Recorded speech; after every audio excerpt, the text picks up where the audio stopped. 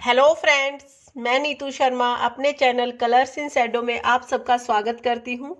Friends, आज की video में मैं आपको धरती माता की कहानी सुनाऊंगी।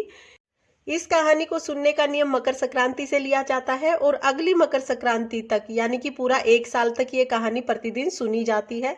इस कहानी को जब सुनना शुरू करते हैं तो हम 1 लोटा पानी लेते हैं और दुर्वा घास लेते हैं।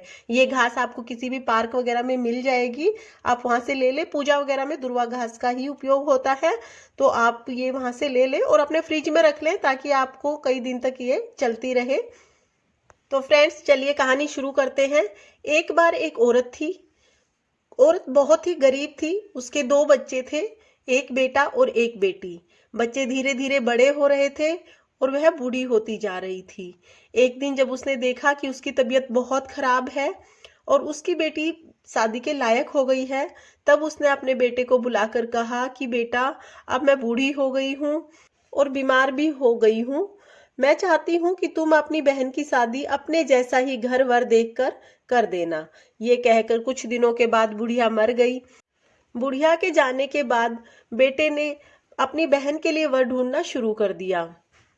वह गांव गांव गया, सभी गांवों में देखा, लेकिन उसको कोई भी नहीं जचा। उसे लगा कि मेरी बहन के योग्य तो कोई वर है ही नहीं।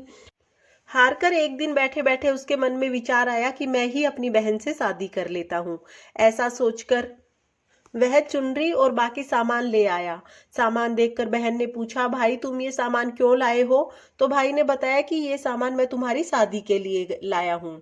बाद में जब बहन घर से बाहर गई तो मोहल्ले वालों ने बहन को बताया कि तुम्हारा भाई ही तुमसे शादी करने वाला है। बहन को बिल्कुल यकीन नहीं हुआ। उसने अपने भाई से पूछा, लेकिन भाई ने कोई जवाब नहीं दिया।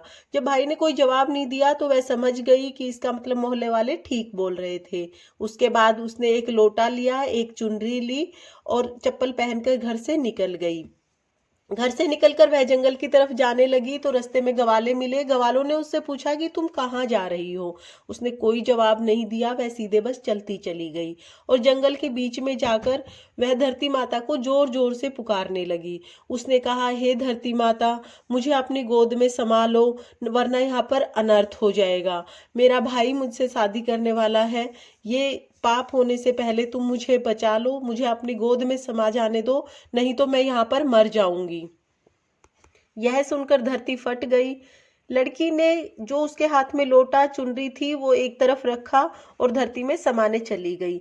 इधर उसका भाई ढूंढते ढूंढते ग्वालों के पास आया। ग्वालों ने बताया कि हमने तुम्हारी बहन को इधर जाते हुए देखा है। भाई उसी दिशा में आ गया। जब भाई ने देखा तो बहन धरती में समा रही थी और उसके थोड़े थोड़े बाल दिखाई दे रहे थे। भाई ने बालों को पकड़ लिया और भाई जोर जोर से रोने लगा। उसने कहा कि बहन, तुम सत की हो, सत के लिए तुमने इतना बड़ा फैसला ले लिया, तुम धरती में समा गई। मैं तो माँ का वचन पूरा करने के लिए ऐसा कर रहा था, क्योंकि तुम्हारे समान कोई योग्य वर नहीं मिला और माँ ने कहा था कि अपने समान कोई वर देखकर तुम्हारी शादी करूं। अपना वचन निभाने के लिए ऐसा विचार मेरे मन में आया और फिर देखते ही देखते लड़की धरती में समा गई। उसके जो बाल थे, जो ऊपर भाई ने जिन बालों को पकड़ लिया था, उसकी दुर्वा घास बन गई। इसलिए जब ये कहानी सुनते हैं तो 1 लोटा पानी और दुर्वा घास लेकर ही इस कहानी को सुना जाता है। इस तरह से धरती माता ने अपनी बेटी की लाज बचाई और अपनी बेटी के सत के लिए उसको अपनी गोद में ले लिया। धरती माता की जय। इस तरह से ये कहानी पूरी हो जाती है। तो फ्रेंड्स, इस कहानी के उद्यापन का मैं आपको नियम बताती हूँ। जब इस कहानी का उद्यापन करेंगे तो 4 कटोरी लेंगे। एक कटोरी में राई, एक में मूंगफली, एक में रेवड़ी और एक कटोरी में मूंग की दाल ली जाती है। इसके साथ चप्पल, लाल या हरे रंग की चुनरी, लड्डू और एक लोटा लिया जाता है। ये सारी चीजें लेकर मिनस के दान कर दी जाती हैं। ये सारा दान किसी कुंवारी कन्या को दे दिया जाता है। इस तरह से कहानी का उद्यापन हो जाता है।